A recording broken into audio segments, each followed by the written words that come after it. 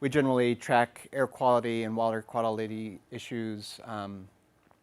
And one of my big focuses in my position is fire season and communicating messaging on fire and health. So do you want me to try to do that, or did the thingy work? We can do it for you. Okay. Yeah, go ahead. So just as a precursor, some of my slides are going to overlap a bit with Dr. Upson's as far as like health effects and like pictures of hairs and PM2.5. So I might try to buzz through those pretty quick and have more time to demo our little online tool. But so this is earlier this year in the fire that was closer down to Silver City, and this just shows a typical smoke plume, and rubberneckers stopping on the side of the road to take pictures of it. And this generally shows how in New Mexico smoke plumes can be fairly concentrated when there's good ventilation, and they don't really tend to like fall down into lower areas during the daytime. So you can go ahead. This is just a number of wildfires in New Mexico since 1990, since it's been tracked. And anybody know what the 2011 was? It's lost conscious, yeah. So we've got a little bit of a trend heading upwards, definitely affected by lost conscious, but we can basically probably expect this upward trend in wildfires during the season, especially if we, prescribed burns, I think might help with that situation though.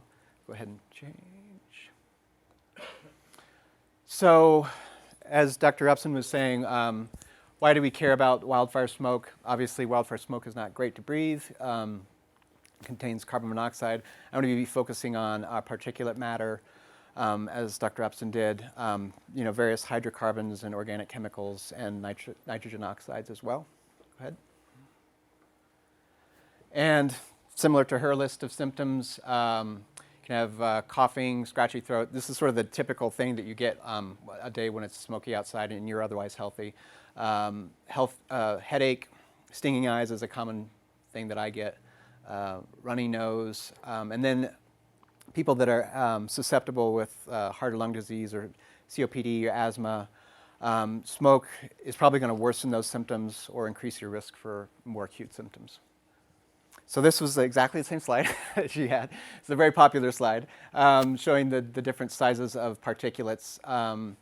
And so the PM10 is more like the dust and molds pollens, and those are 10 microns, so you can get about, like 5 of those across a human hair. PM2.5, which is what smoke is composed of, is going to be about, you can get about 20 of those across a human hair, so they're very, very tiny. Go ahead. And again, this shows how the different particles are deposited in the lungs. The larger particles are going to stay in the upper respiratory system in your nasal passages and mouth. As you get smaller and smaller, it travels further into your lungs. And as you get into the PM2.5, which is less than 2.5 millimeters, it gets way down into your bronchioles and actually cause systemic toxicities. So, and then this is just a little graph. The alveoli, as the particles get smaller, you're going to have more deposition in the lungs. The larger particles are going to be more out in the nose and mouth. Go ahead. So more effects of PM2.5 exposure: premature death, aggravation, obviously, of existing cardiovascular and respiratory illness, lung function decrements, lost work days, changes in lung function structure, that sort of thing. The thing to remember, though, in a wildfire smoke exposure, the exposure is going to be limited to 2 or 3 days of fairly heavy smoke, where in the rest of the year, especially if you're in a mountain area, you're going to have really good air quality. So it's important to keep that contrast in mind. You're not constantly being exposed to smoke.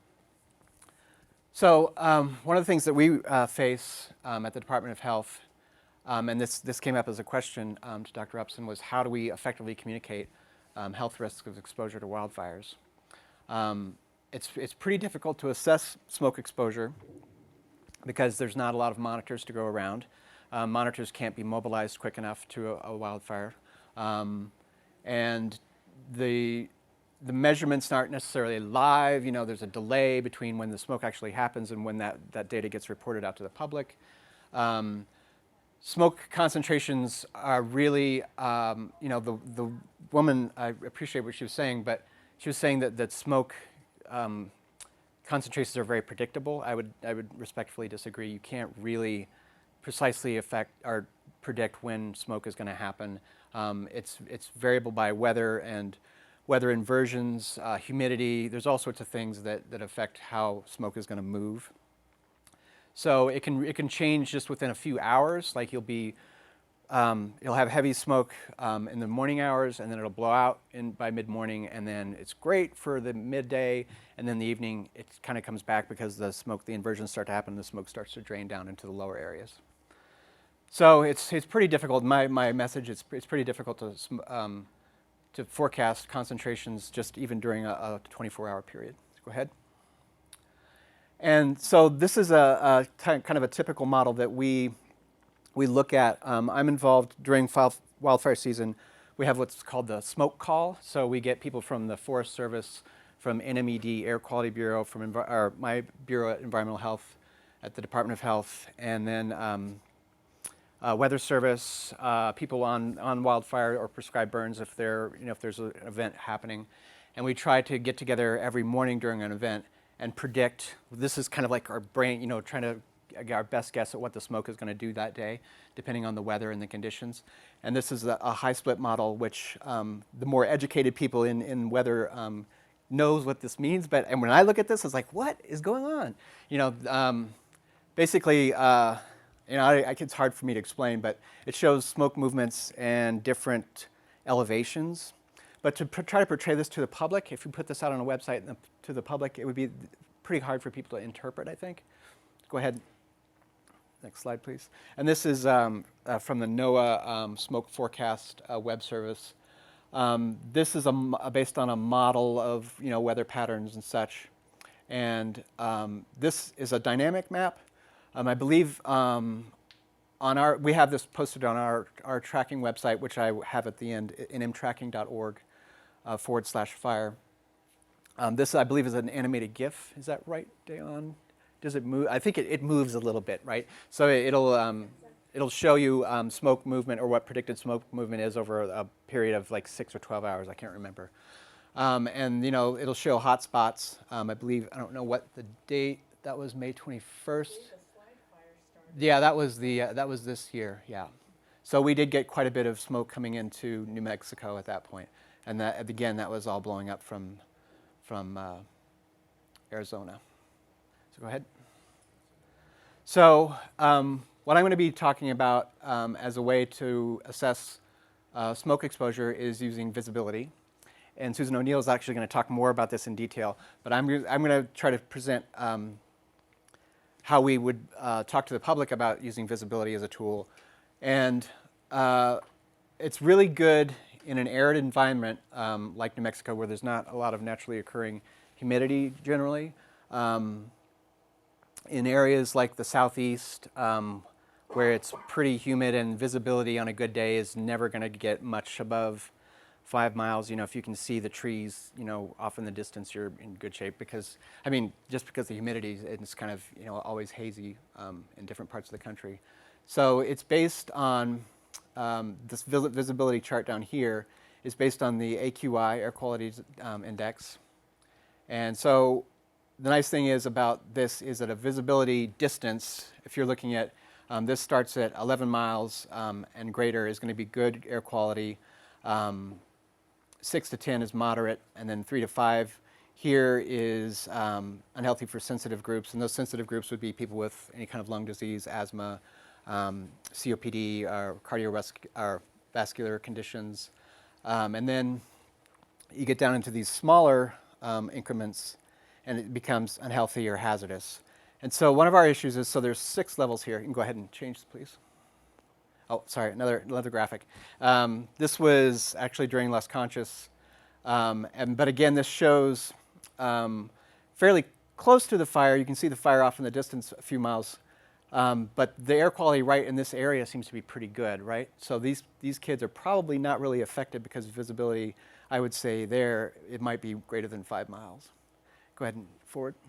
Oh, and this is another example of sort of the opposite situation where visibility is probably down to below 1 mile, because you can actually see it's impacted those trees back here in the background. This is in Los Alamos. And you can even see some impacts probably just within a half a mile there. So this is where you actually, that's no problem. You start to lose any sort of visibility at all. These things become invisible. There's mountains right back there that you can't see at all. So go ahead. And this is another situation that was kind of like the first. The local air quality right here is okay, but as you go off into the hills, you can see it gets pretty dense quickly. Again, from lost consciousness. Okay, so back to the increments. So you've got 6 different increments here. And one of the issues here is that these increments, when you get into the unhealthy region, get really precise. So how is somebody going to go outdoors and look and see and try to assess the difference between 1 mile, 2.5 miles, 2.7 miles? This section right here, I mean, in my opinion, it kind of needs to be glommed together, because there's no way that people can tell when visibilities are that close together. And this range, you can probably have a better idea visually when you go outside to know, those distances. So go ahead. So again, this was the original 6, and that previous chart was actually from a California publication for their state's guidance on smoke and health. And so this is from the AQI again, and the 6 categories. So go ahead. So what we did at the Department of Health is basically aggregate some of those categories down into 3. So we've got 5 miles, 3 miles, and 1 mile. And so basically we've got these, that you go up and down and across. So at 5 miles, you're an adult, a teenager, older child. Keep an eye on the visibility. If you're in one of these susceptible groups, over 65, pregnant, you have asthma or respiratory or cardiovascular, you want to try to stay indoors. At 3 miles, this is where we get into more hazardous conditions. Any healthy person needs to minimize outdoor activity. And if you are, compromised in any way, you definitely need to just stay inside. And then if visibility is at 1 mile, everybody basically try to stay indoors with your, air conditioning causes air pollution, but if you have air conditioning in your house, turn on recirculation. It's got a built-in filter. It's going to help filter the air in your house. Let's go ahead and change. Okay, so there's still a problem with how do you assess distances visually outdoors, because I imagine people have different ideas of how far something is away. I know I'm always miscalculating. So the problem is, at the Department of Health, somebody gives us a call. It's like, well, I live, at the intersection of St. Francis and Cerrillos and Santa Fe. How do I know what 5 miles is from me? Well, I mean, you can kind of generate this 5 mile circle around a given area using, software on your computer that most people don't have, right? So that's not a particularly useful way. We could do it for particular fire events. We could try to generate maps for people, but printed out, they're not particularly useful. These maps would show, so this is 5 miles from the center of Santa Fe. It shows sort of the prominent foothills that you can see from there. Still, it doesn't really have a lot of interaction. If people they don't live in the middle of Santa Fe, if the fire's, up closer to Los Alamos or whatever, or if, the smoke is blowing up that way, this isn't particularly useful. Go ahead. So what we developed is a dynamic mapping tool, which I hope to have a little bit of time to demonstrate. I'm running out of time. But basically, it's an interactive way that people can click on a map and they'll draw the buffers. Go ahead, and I've got some screen captures of it here. Oh, it's not going through. You had it? I had it? Yeah, just go ahead. Just hit the next slide. Oh, sorry. Next. Yeah, I've got some. I might, at the end, if I have time, I'll do a quick run through. So, so basically, this is kind of a Google Mappy kind of thing. It's similar to the Google Maps interface. You go onto the map. You can actually search for a location, anywhere, your home address even. It will automatically draw these buffer tools. You can zoom in as close as you want. You can switch the background map to be a street map or a terrain map. The bookmarks has various, so we could change these bookmarks if we know that there are fire events. We can have those zoomed to particular events that are occurring in the state. The data layers show the different fire layers, so we can have what the active fire perimeters are on a given map. So go ahead and forward, please. And I've also created, since some people have Google Earth and like Google Earth. Google Earth is really nice because it lets you tilt the landscape, and you can get sort of a better idea of like the 3D effect and where foothills are close to you. So if that at the center there, this is the 1 mile ring, that's the 3 mile ring, that's the 5 mile ring. So I believe that is Atalaya Mountain, which is one of the foothills in Santa Fe. So I know from the center of where I would be in Santa Fe that if I can see Atalaya, that's 5 miles, so my air quality is pretty good. So go ahead. This is just the team that helped develop it, and we've been involved with a colleague at UNM who's no longer there, unfortunately, in developing this. So I think that might be my last slide. I would love to just do a quick demo. Okay, yeah, this is just our links. This is our main fire page, and I think people probably already know about these websites that are very useful during fire events.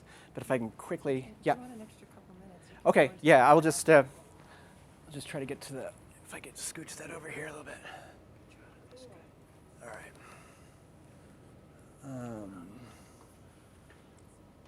And Dayon is handing out. I made a little cheat sheet. Yeah. So Oh no. the web address. It didn't switch. Dang it. Let me see here. Go away, PowerPoint. Okay, yeah. Oh no, it's like on a different monitor or something. Oh well. Yeah, the screen that's here is not the screen that's being shown. Yeah, go ahead, Dan. So for the, let's say, Wondering if your I drag grandparents this over here. that have Awesome. internet or smartphones. This is going to be hard to do. Yeah. What we've done, a lot of people will do is when we educate like the community or other people, they can print out this map. So I did this for my grandparents. I specifically I've been in this put situation in their before. address, pinpoint to certain things, told me this on these days. It's like, Why? Because my grandparents are active. So this is the day you are not going golfing. That's so just kind of give you an Yeah. example of some of the ways we can communicate with at the local level.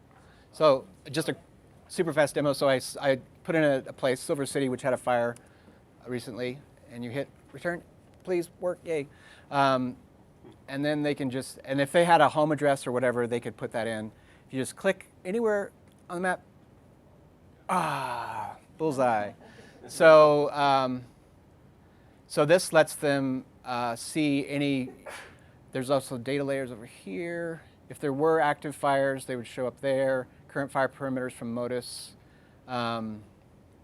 They would probably be able to, they can actually go in here, so zoom in, and if they, you can actually, so you can drag, I'm trying to do this on the opposite screen, but you can actually, they could go to the edge of the 5 mile thing and see if there are any landmarks that they recognize and be like, okay, so I can see that radio tower or that peak, so I'm probably all right. And if it's, if it's not, they can go to 3 or 1.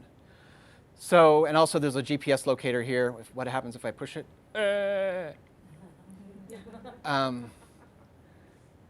Yeah, it takes us right to where we are. So, if they have a Wi-Fi at home, it can push and it'll be exactly right on their home.